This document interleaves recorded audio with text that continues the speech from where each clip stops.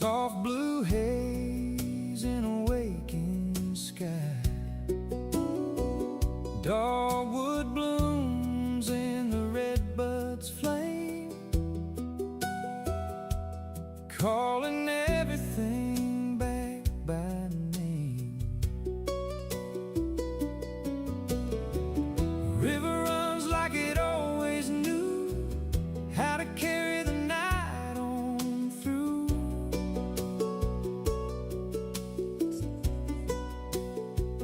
Cool, damp air and the smell of pine.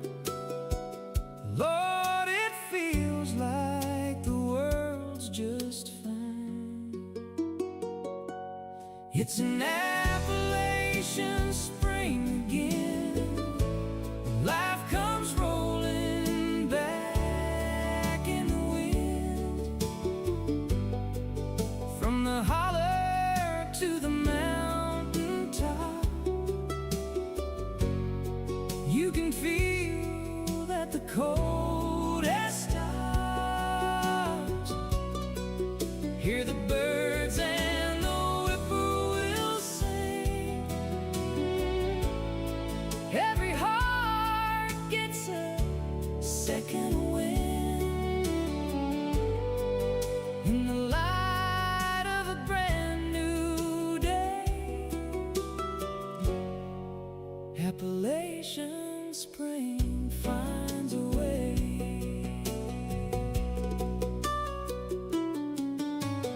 Boots on dirt down an old trail bend, where the creek and the wildflowers blend.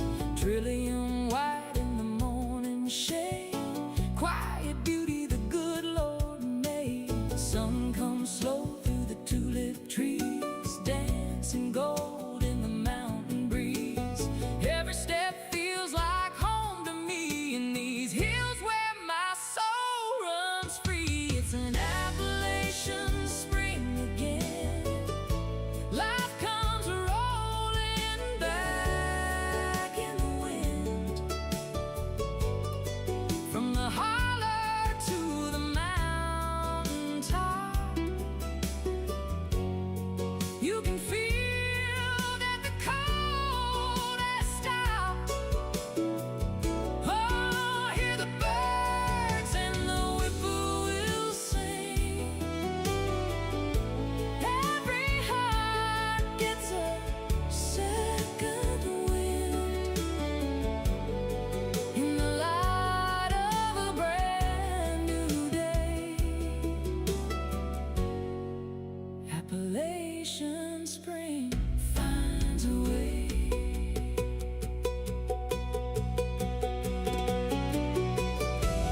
Fiddle cry and the banjo roll, that mountain sound down in your soul. Old front porch and a coffee cup, watching all of the world wake up.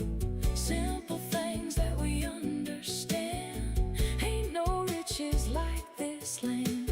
Time moves slow, but it don't stand still, like the fog on a distant hill. Every season's a gift we bring, but there's nothing like Appalachian spring. It's an Appalachian spring again. Life comes rolling back in the wind. From the holler to the mountaintop, All you right. can feel that the cold. Good evening, everybody.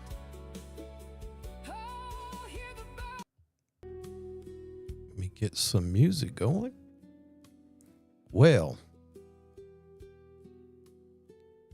good evening, friends and neighbors. Hope everybody's doing well. Well, I'm not sure about you, but spring maintenance season has fully arrived at my place. This past week has been one of those weeks where you go outside to do one thing and somehow winding up doing 20.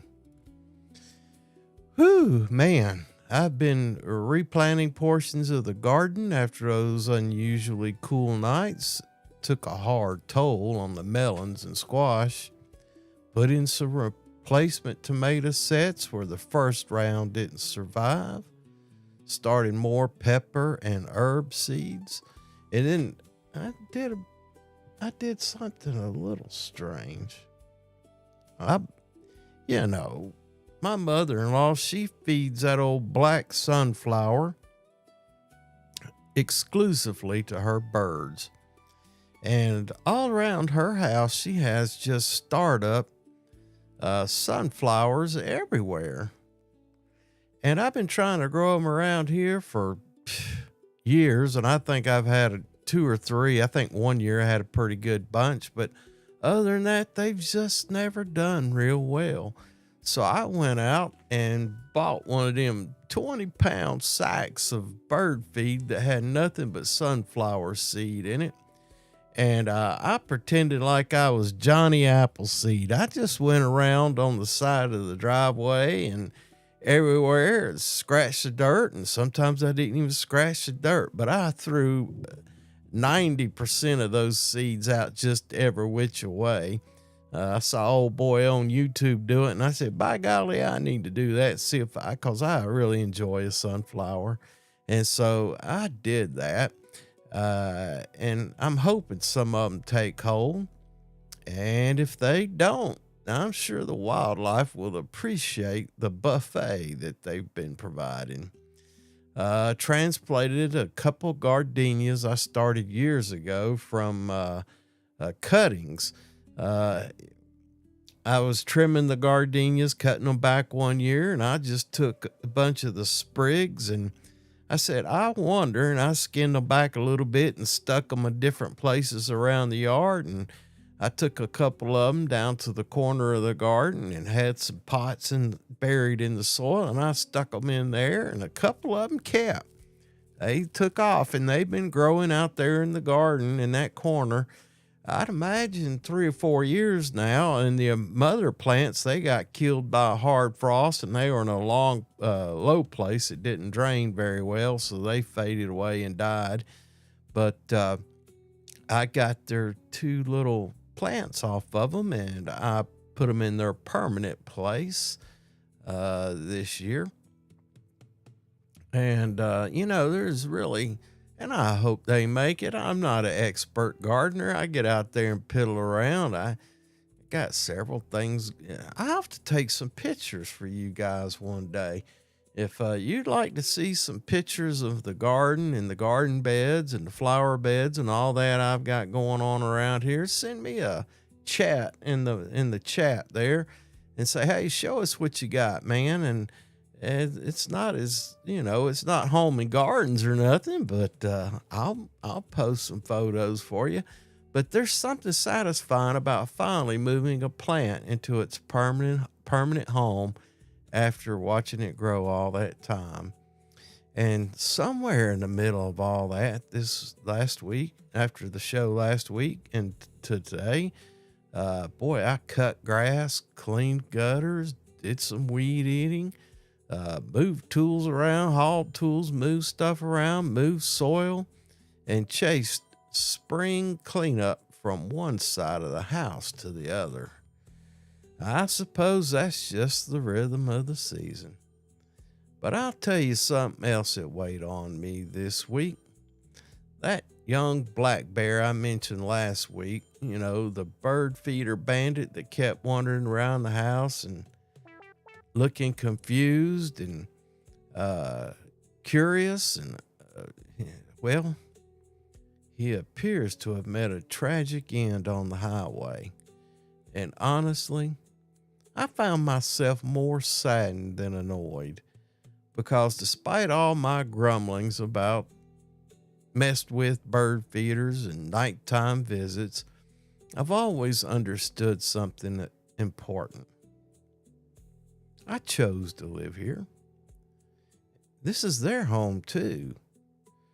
I never wanted to dominate the wildlife here. I just wanted to live amongst it.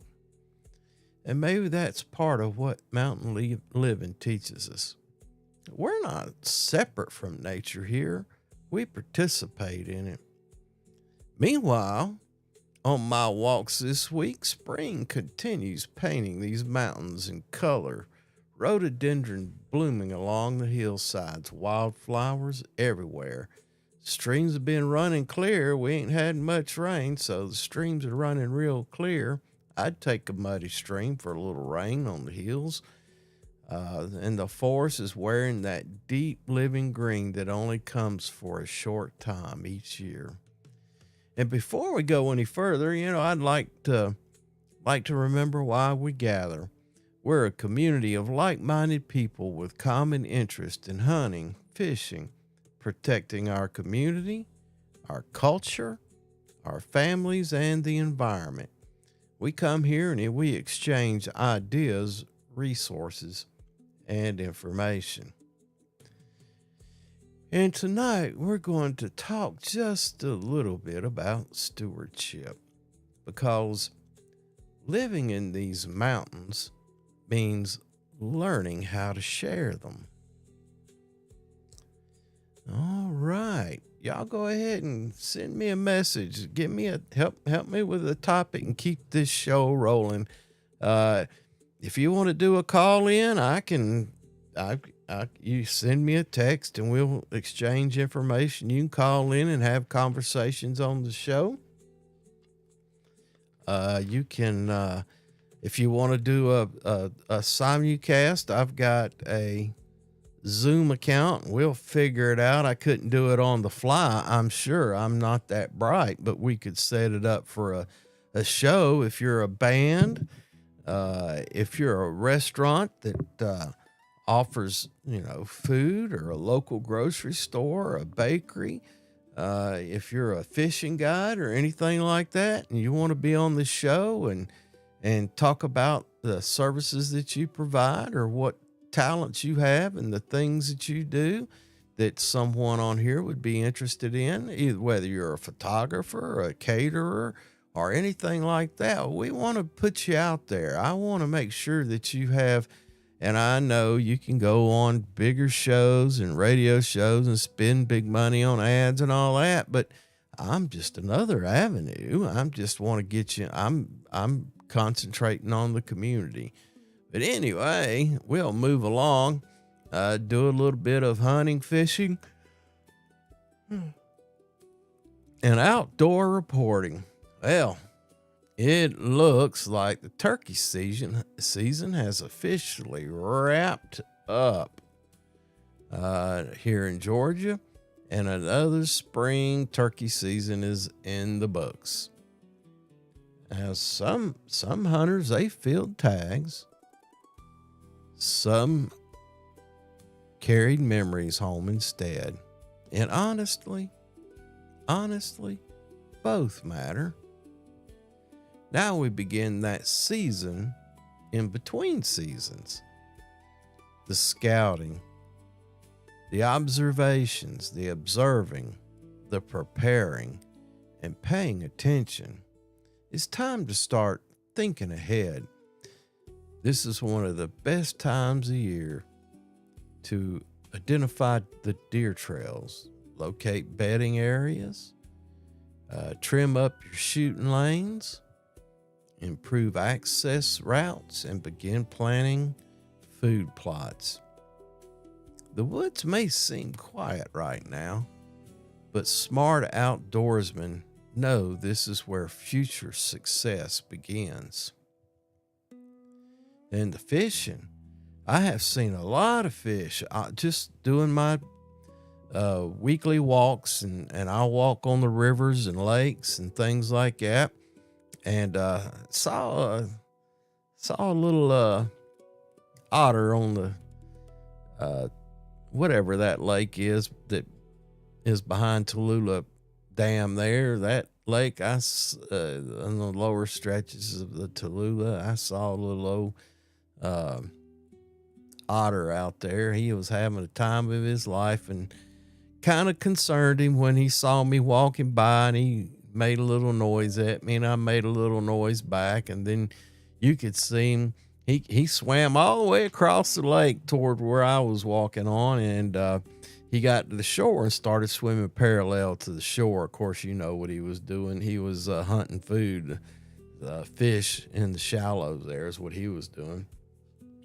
Anyway, he finally caught a glimpse of me and started barking at me, that little special sound. I wish I could make that sound, but he started making it at me, and I tried to imitate him and make it sounds back. So it was a pleasant morning with the otter there at the, I guess it's lake or river. It's the river where it starts forming a lake behind the dam there at Toluta Falls. But the trout, I'm watching them. They're getting aggressive. You know, when I go for a walk, it's early in the morning, right at daylight, and the dry fly activity. You see them coming up off the water, and you'll see them hitting those emergers, and some of them are duns. You know, they've already laid their eggs, and they're there on the water dropping their eggs, and bam. All of a sudden they get sipped up or swallowed up either by a brim or a trout. A lot of trout, though, I have noticed them. And the slightly lower levels make stealth important, man. I can see them flash, and they see me walking up at a higher elevation. You know, fish has got that old cone vision, and the higher you are off the water, the more likely they are to see you. So you got to keep low on the bank if you want to catch them. But I'll catch them by surprise every now and then in their feeding lanes, and it's a wonderful opportunity to watch them in their habitat. Colors are beautiful. Bass, I hadn't seen. I normally see some bass and yearling bass or whatever they are. I've seen them school up and swim along transition areas, but I have not seen any of that so far this year. But they're just starting to transition toward their summer patterns, as I understand it. And I have noticed some new structure on a couple of my walks where windfalls have gone into the river or the lake, and I'm thinking that's probably a good place. And those little old brim still guarding those beds, you still get a whiff of them. Boy, there's a couple places I bet you I've seen 100 beds. I'm not going to tell you where. You're going to have to get in touch with me personally, and then I'll determine whether you're a darn... I went fishing. Well, I had this little old fishing hole. It was a small pond. I bet it wasn't an acre. And it was on a church property, and I'd gotten permission. Boy Scouts, we'd done a lot of stuff around there. It was a camp. And we went down there and caught some nice fish one time. And, of course, we didn't keep anything. We turned back. And I got permission from the church to go down there. And I'd get out there with a fly rod or lightweight tackle. And, boy, I was catching them old brim I couldn't even get my hands on to pick them up. They were great big old devils. And you could catch them on anything, too. Spinners, you could catch them on crickets, you could, whatever you throwed. It was in the spring when they was on their nest, and they just run anything off there. And I was having a ball with those things, and I was real careful because they had a groundskeeper around there, and I would be real low, and I'd be using ultralight tackle with thingamabobbers. And they're about as big as my thumb there, a little old strike indicator, about as big as my thumb. And boy, I was catching them big fatties. And I'd be way down low, and I saw him one day watching me. I said, doggone it, I know what he's thinking.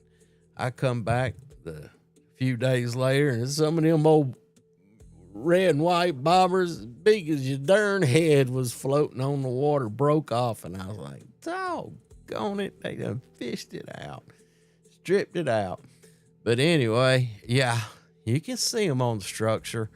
And, try a little top water action beginning during low light periods. A little more current advice I've been reading. Fish moving water where oxygen stays higher. Yeah, I like a little fresh air myself. They just use gills to gather their oxygen. And make sure you match your lure speed to water temperature. Them trout will go after about anything though. But I drifted a lot. I see a lot of guys casting across stream and reeling as fast as they can, and they do good. They do a lot of, that's their style. But me, I have a tendency to cast upstream as far as possible and just mend the line as it floats downstream. And I'll raise the rod tip or lower the rod tip to keep it in the seam, so to say, their feeding lanes, and I do okay. I can't complain. I enjoy being out there watching Mother Nature and catching some fish, and I hadn't kept anything in a long time. Like I said though, I've been craving some some trout almondine. I might have to try a little trout almondine here in the near future. Anyway, and this time of year, sometimes the best fishing happens simply because you stayed an extra half hour. That is absolutely right. Absolutely right. Used to take guys fishing all the time, and they were saying, man, how you catch so many? I said, it's all in the number of casts, brother. I have been fishing these streams in these sections for so long. I know where all the fish are. I know where the seams are. I've cast 1,000 times, and it's a numbers game. You got to make the cast, and you just hadn't made enough casts. You just got to keep casting and come more often, and you'll catch them. But anyway, that's out now. I got a brother-in-law. Man, he will stay after it. He's still early in the disease, I think. Yeah, he's still early in the disease. And he first started fishing, concentrating on the trout a few years back. And I told him, I said, man, it's a terrible disease. If you ain't doing it, you're thinking about it. And now his wife will go with him and read books while he fishes. He'll fish longer than me. I get wore out. Say, I've had enough of this scenery. I'm going to go sit down somewhere and watch the river flow by from a relaxed position. But anyway, it's all about getting out there and enjoying yourself, whether you're hunting or fishing. And some people like that camaraderie. I'm really a fisherman, and I've done all the bird hunting, the deer hunting, the any kind of hunting. I've done all that, and fishing, fish the crappie, fish the bass, fish all that stuff. And as I've gotten older and matured, I've just narrowed it down to wanting to catch a trout. And then I don't fish near as much as I used to, but it sure is a beautiful thing to go out there and have that time where you're in your own headspace. Now, don't go out there with no bad attitude or hating on anybody. Go out there with the attitude that you're in the middle of glory, and that is your opportunity to clear your headspace and be grateful for every breath you get to take to enjoy the beauty that surrounds you. That's what it's all about right there. That's the fishing. That's, standing in a stream and waving a stick, brother, sister. That's what it's all about. Y'all ever been seasick? Y'all ever been seasick on a stream? Boy, I've been out there, got dizzy as crap watching the stream and the water go by and not taking my peripheral off or watching, but all the water's just going by and it gets that inner ear the same as you're out on the ocean. You're not looking at the horizon. All of a sudden you're like, whoa, man, I need to back off here and see what's going on around me instead of drifting. It's being concentrating on this moving water. But anywho, that's the way it shakes out. Anyway, let's move on. It's spring work, and we talked about it briefly. The spring work and seasonal preparation. The maintenance season. It's sure, I love springtime, but it is not just about beauty. It's about maintenance. So you remember your house has been through a hard winter. Your landscape's been through a hard winter. The storms come through and blew branches off, and you got limbs in the yard. You got some, if you're like me, you got some runoff and erosion that it's in the beginning stages. You got to get dressed up before it turns into ruts. It's all about the maintenance. And I've sure been reminded of that this past week. Whoo, man, around the homestead. It's a prime time, like I'm out cleaning gutters. I had 2 gutters on the side of the house. It's got a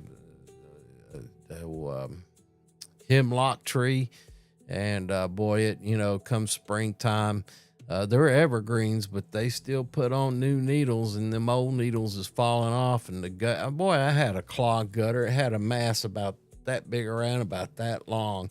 And we had those rains come through, and it was coming out of the top of the gutter. I said, doggone, I need to get in there.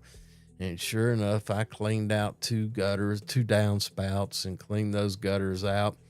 And we got some rain moving in. Supposed to get 1 inch tomorrow. So I'll get out there and look around and see how well everything's flowing. Got a slope in the backyard where the water comes off I don't have gutters on the back of the house. The guy who built this house did a good job. It's got 18 or 24 inch eaves on it. And only place it's got gutters is on the side of the house in the front of the house where your entries are. So that's the only reason it's got gutters there, to keep you from drowning when you walk out and got a little bit of rain coming down or it's running off the roof. But anyway, took care of that. I took care of the mower maintenance. I got that idler arm or whatever it is. That thing is hanging up on me. I got a rod bent wrong or something like that, but it'll start up and run now. Washed, soap, got some, used some TSP and Dawn and water, and washed down those new steps we had put in last year. They're pressure treated. This is the first year I've put any of that timber oil on them. And the front steps, and we've got a ramp on one side of the house for wheelchair access, and scrub those down because they take the most beating from the sun. I'm definitely going to have to do the porch. If not this fall, next spring, going to have to do the entire porch with timber oil. And I don't know if I'm necessarily looking forward to that, but I know that it's got to be done. Hello. I got a phone call. How long? Let's see if it's a junk mail call. I'm going to, hold on a minute.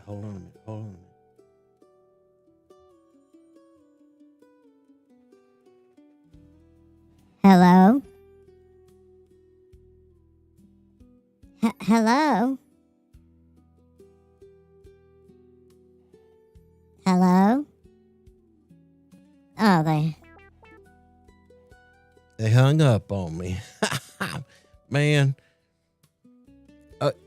there's something today that I was looking at, and I want to share it with you.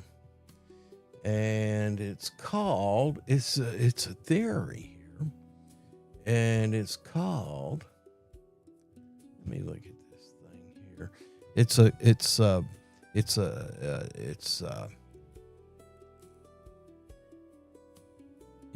What it is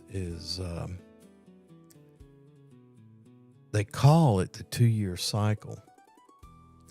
Most Americans never noticed it at first because life is so busy and memory is short.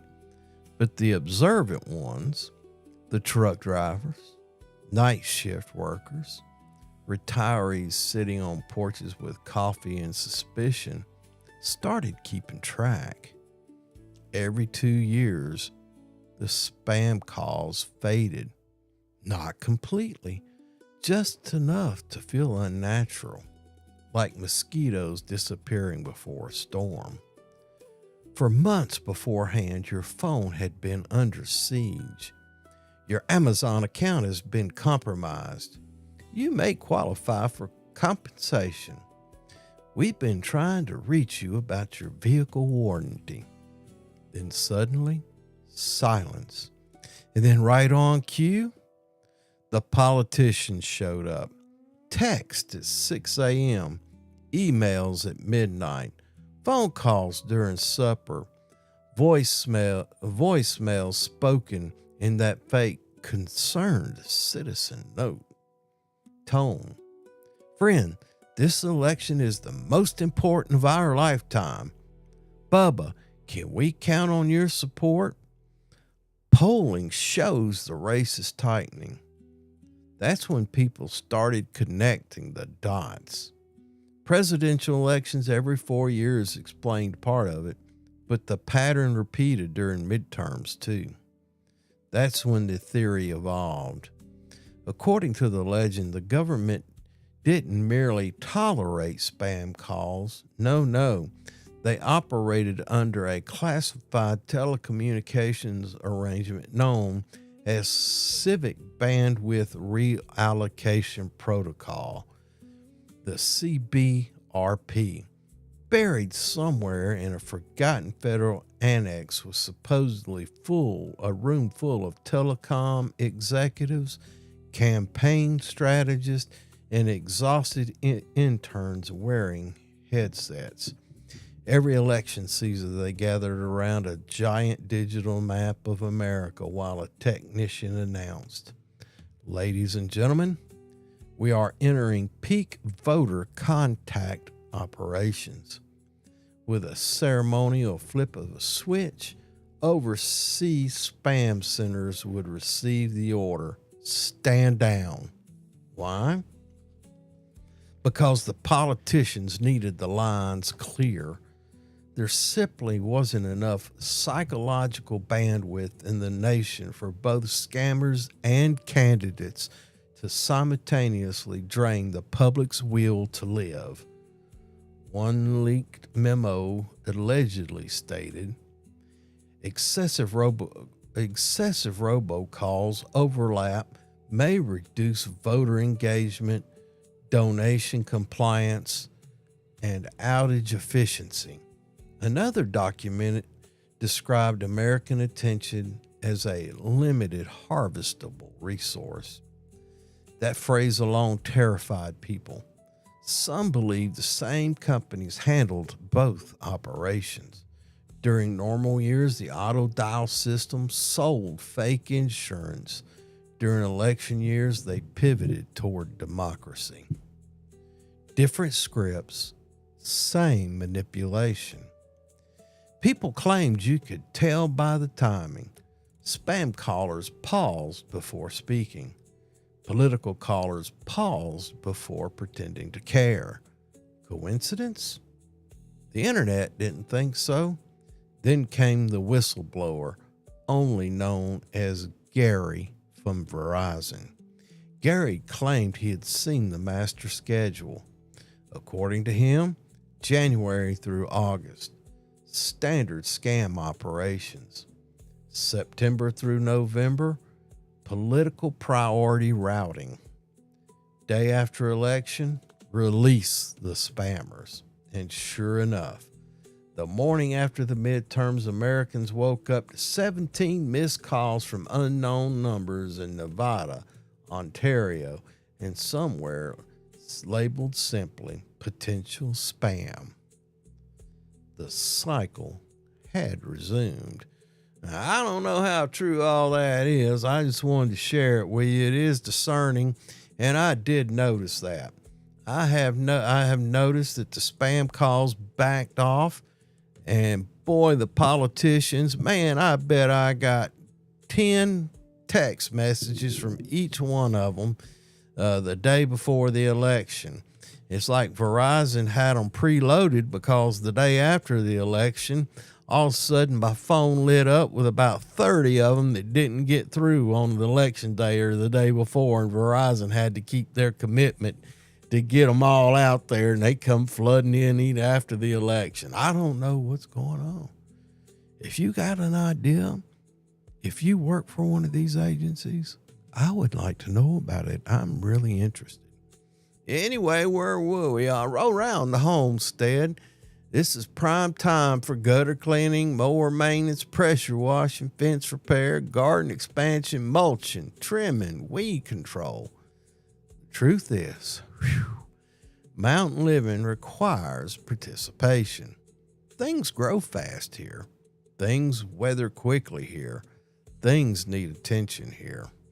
And if you stay ahead of it, life runs smoother later on. Whew, man. I'm still thinking about them spam callers. Anyway, y'all send me your thoughts on that. Send me a chat. Just say hello. Let me go back to that old YouTube thing. Let's see if we got anybody. Nope, ain't nobody peeped in. I keep going into the poor signal. Anyway, me being a safety guy, gotta have that safety segment. And this one's called Sharing Space. Tonight's safety thought is simple. Wildlife deserves distance and respect. Tickles the fool out of me. They think a raccoon or a possum is cute, and they gonna reach down and pet it. They crawls up their leg. Or they think they're gonna pet a 2-ton bison out there in Wyoming or wherever they're at. And that thing gets after them, and they just cannot believe that thing got after me. And the bears especially can behave unpredictable this time of year. They're curious and they're hungry. Like I told my wife, hunger will overcome fear. A lot of them, if they're away from their mama the first year, they're inexperienced and increasingly active around homes because if you don't watch out, you can't leave food out for them because they're going to eat. And some of those safety reminders for bears: remove attractants when possible, secure garbage and feeders, never approach cubs or yearlings. And if you're going out to work in the yard in the evenings, make noise outdoors at dusk and dawn. And more broadly, this is about your safety. Stay hydrated during outdoor work. I drink out of the hose. Well, actually, I got a 2-liter or a liter bottle out there. I refill from the hose, and sometimes I'll drink directly from the hose, but I'll drink 2 or 3 of those things out there when I'm sweating up a fool. Me grunting and groaning, getting up off the ground if I'm planting seeds or something. I've been watching these YouTube channels. Tell me how y'all do it, but they take a stick and poke a hole. It's got little markings on it. And then they take a piece of a 1/2 inch, a 1/4 inch PVC, and then they'll put one end of it in that hole and drop that seed down it, and then reach down with their stick or whatever, or a hoe, and cover it up. I thought about that. Matter of fact, I put out okra. I dug loosened up some soil, and that thing's probably about 20 feet long, that row. And I was going to try and drop them in there, one every foot. And I got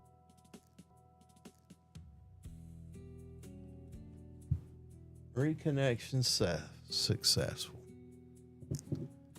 Sorry about that, boys and girls. I'm working. I want to thank, before I say anything, Elon, thank you for putting up Starlink. I could not do this live stream without your satellites. In the past, when I had, what was the name of that outfit? They changed names. They was collecting all that government money. Matter of fact, they was on the ballot. No, that was Windstream. Was it Windstream? I don't remember, but one of them cable companies was on the ballot. They had talking about, since they got $4.6 billion, do you think they demand more, they should have more oversight? And I'm like, yeah, they should. They're stealing that money. They're not doing anything. But it was Windstream, and now it's not True Vista. I don't know, but man, I had one for years. It was 3 megabytes download and 0.5 megabytes upload. And about 4 years ago, Elon came out with Starlink, and I waited a whole year. I sent my money in and I waited. They held my money for about a year before I finally got that satellite dish, and now I put that thing up, and boy, it is a changer. It's changed my world sitting out here in the rural parts of Northeast Georgia. And now when I do these live streams, the connection will get poor every now and then. I don't know what that's all about. Probably due to heavy use. He's went up on price. I need to send him, hey man, what's going on? You charge me all this extra money. Now your bandwidth is getting so narrow you can't keep up with demand. But anyway, we were talking about the weather, and that might have something to do with it too, because it's raining right now here in the beautiful Northeast mountains of Georgia. And well, that might just be it. But I think the cool nights are over with. The afternoons are warming up, and the humidity has been coming up. And the scattered chance of rain, boy, it looks like, I looked at the weather forecast here early, and it looks like every day for the next, next 10 days. Yeah, we got a chance of rain from 50 to 70% with thunderstorms this weekend. And maybe it'll improve the water flows and improve the gardens. I know the farmers have been talking about they needed rain, but this is one of the prettier springs we've had in recent years. You can feel the mountains settling into summer now. Anyway, and to the gardening. Whew, man. You know what? Gardening teaches resilience. This week reminded me of that. Sometimes some of the plants fail, some struggled. I've had to replace a few. And the answer? Plant again anyway. Replant warm season crops that got murdered by the cold snap and got to 40. I don't know. It seemed to have a negative effect on the garden. I got plenty of mulch. Have to dig out mulch to plant something, but I'm make sure you're mulching that. As I was planting the seeds, I was pulling back the mulch, and I dig down in there, and the soil was still nice and moist. And we ain't had rain in a good well, it's been over a week, I reckon. Them old deer, boy, they're really loving the tops of my corn plant. I got one out there. They started top and worked their way down. I just got a stub with a few leaves on it. I don't know if that thing's going to recover or not. And I was talking to the wife. Y'all know I planted like 48 tomato plants. And some of them, you could tell they getting rooted in real good. Probably the first of the month, I'm going to have to get out there and put in cages and support stakes and everything else and get them things supported. But there's something hopeful about putting another seed in the ground after disappointment. And I did. I had to go out there and put in some more watermelon seeds, some more pumpkin seed, and a lot of squash, summer, and zucchini. I did have a gourd. I got these apple gourd seeds. Boy, I plant them. They'll grow in terrible dirt, but boy, they're like kudzu. You got to watch those things. I hadn't planted them since that 1 year because I was afraid they was going to take over the universe. I still got them seeds in there. And they call them apple gourds, and that's what they look like. They look like great big apples. I wish I should go get one to show you. I've got some back there in the back, in the pantry. But I guess they'd make good Martin houses. I don't know. But anyway, working in the garden. Work. That's all we seem to do. And I'm out of water. I got a little bit. Yeah, I keep bottles like this everywhere. People say, well, microplastics and all that. Yeah, well, I guess I'll get poisoned by microplastics, I reckon. But I feel it from my sink, which is on well water. Anyway.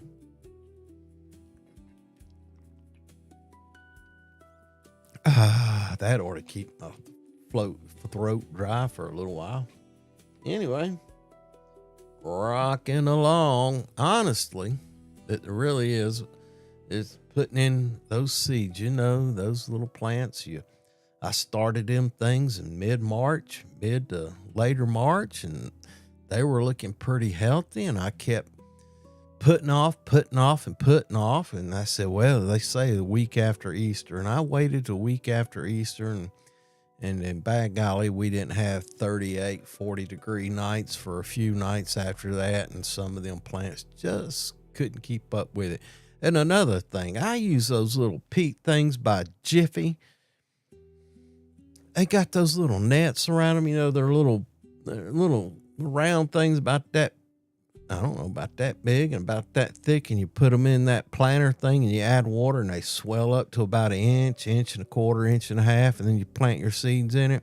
And they do real good. My seeds have always done good in those. But I have learned that they say that those nets that hold that peat together is biodegradable. Don't believe it. Before you plant your seeds, you need to take that netting off, or it'll inhibit the roots of your plant's ability to stretch out and reach deep. Fortunately, I always let my tomato plants get up about 4 or 5 inches and strip back a bunch of the leaves and plant them real deep so those little hairs on there can develop roots, and it takes a little longer. So my suggestion to you is, if you use those Jiffy peat pellets, that before you put your plants in the ground, take those daggum nylon or whatever it is nets off of it. Just rip it off and then put your seedling in without it. I've seen them in my yard. They've been out there 2, 3, 4 years, so I know they're not biodegradable, and they don't say anything in their literature about removing them before you plant. But my suggestion to you is that you remove those things. Other than that, I find them real handy. I'll go ahead and soak them down and let them swell up and plant my seeds. And then when I see they're sprouting and when they start drying out, ready for water, then I'll add the first round of fertilizer into them.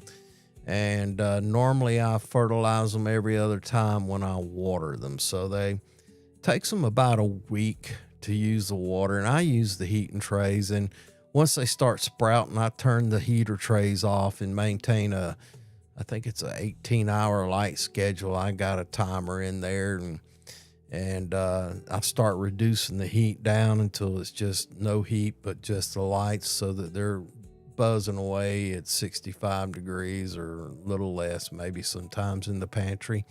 They seem to do well. Tell me how you do it. I'm interested in how you start your seeds for your garden, or you just go to the garden center and buy. $4 or $5 for a tomato start? Shoot. That's crazy. I guess if I was just going to plant one in a container, I would do that, but I don't know. Anyway, let's talk about some local events and community notes, and everybody's getting outdoors again. Spring activity is picking up all across Rabun County and surrounding mountain communities. Look into your state parks. Tula Gorge and Black Rock Mountain State Parks here. They've got ranger-led hikes. They got waterfall hikes, wildflower programs, and educational events. You got foxfire. You got all kinds of opportunities to get out there with children and have them enjoy the great outdoors. So get out there, do your research. And now, farmers markets and community events. As a side note here, I believe that the flea markets is the last bastion of free enterprise in this country, where you can go out there and sell your goods and services and have direct contact with your customers, direct contact with your vendor, and it's small business people.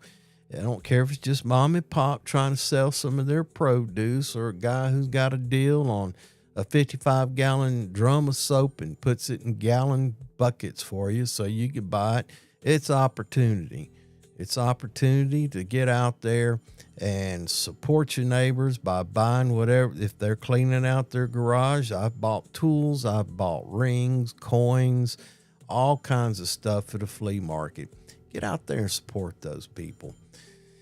Garden clubs, I just saw something here a while ago about a out behind the high school. They got a plant sale going on, and so there's a good opportunity for getting your plants. Go to the high schools, the garden clubs. You could go buy plants there, plant meet, garden clubs and plant swaps. They're out there increasing. Outdoor music. I can sit on the back porch here at night on the weekends, and if the weather's nice, I can hear music coming up from town where they've got people performing outdoors for some of their restaurants. That's a pleasant thing to hear. And honestly, it's one of the best seasons to simply wander around North Georgia without much of a plan. Yeah, well, where are we running at? Boy, we're quite a ways behind on the live stream. I don't know what's going on with that. Looks like I got a new voicemail.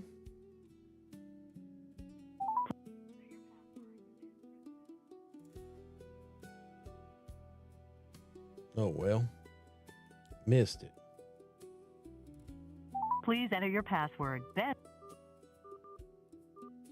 Let's you see who have it was. one new voice message. You have one saved voice message. First voice message sent today, Thursday, May 21st at 4:24 p.m. Oh, from phone number 4046182. I got one at 5 o'clock. Duration 40 At seconds. 47 seconds, that's a dead phone call. Message erased. End of new messages. All right. Anyway, how about a little humor? We got a few minutes left. I recognized this the other day. You know, you're getting older in the mountains or anywhere when you're pulling weeds counts as your workout program. Brother, that ain't no joke. Old granddad, he claimed black bears are just dogs with poor social skills and a grocery problem. And every Appalachian gardener eventually learns if vegetables don't grow, the weeds absolutely will. Anyway, we're getting close to winding this thing down. If I had more participants, I might consider going longer, but since I don't see any out there, I'd like to go ahead and break out and shout outs. Tonight's shout outs go to the folks who are repairing and rebuilding after the long winter, and the gardeners who are replanting after setbacks, and the outdoorsmen who are already prepared for next season, and the people quietly taking care of their little corner of the world. Because stewardship rarely gets applause, but it matters deeply. Audience, here's tonight's question. What spring project has been keeping you busy lately? Is it a gardening, the fishing, repairs around the house, landscaping? Been doing any wildlife watching? I've been doing a little bit of all that, hadn't I?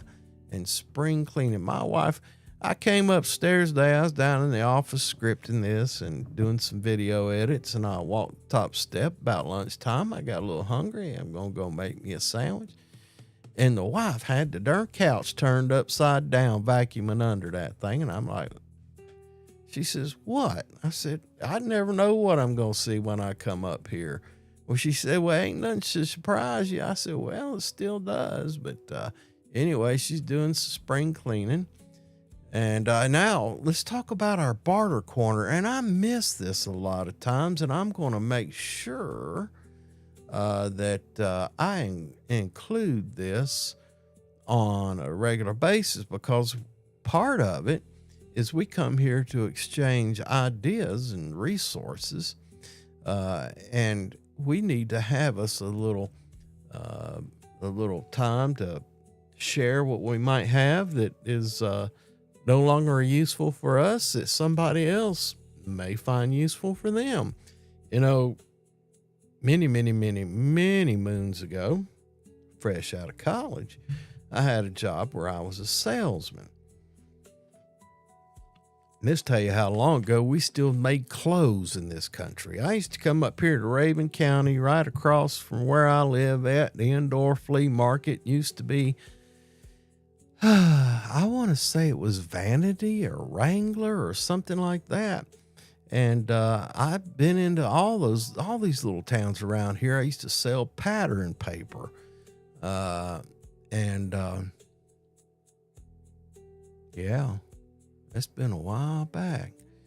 And but anyway, as I drove through the country on early in the mornings, they would have an old boy, and it could be on Saturday morning, it could be sometimes any day of the week, and the broadcaster would take phone calls, and people could send him a note and say, "Hey, Johnny Jones got a tractor for sale," or "Hey, Frank got some tractor tires for sale," or Joey over here and such, he's got a disc harrow for sale.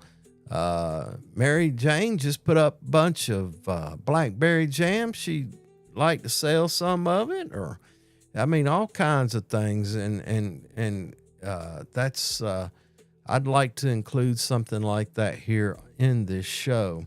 Now I know Facebook Marketplace. I know Facebook. Everybody's on Facebook. I'm trying to create an opportunity where we could come together and have direct communications. But anyway, some of the things we're looking to, I need a broad fork. If you have a broad fork that you're no longer using and you'd wish to part with at a reasonable price, then please let me know. Also looking for some mulch hay. Mulch hay for the garden. I've got a few bales left. I'd like to stockpile it under the deck. And I would like to have some cow manure. And I'll take chicken manure, I guess. Horse manure works just as good. But I need some manure to put into the compost process. I got a bunch of wood chips, and I need to start mixing some more organic material into it. Also, I need some landscaping stones. So if you're a stone vendor out there, get in touch with me. I know Lorenzo and all these guys you see advertising, I know, but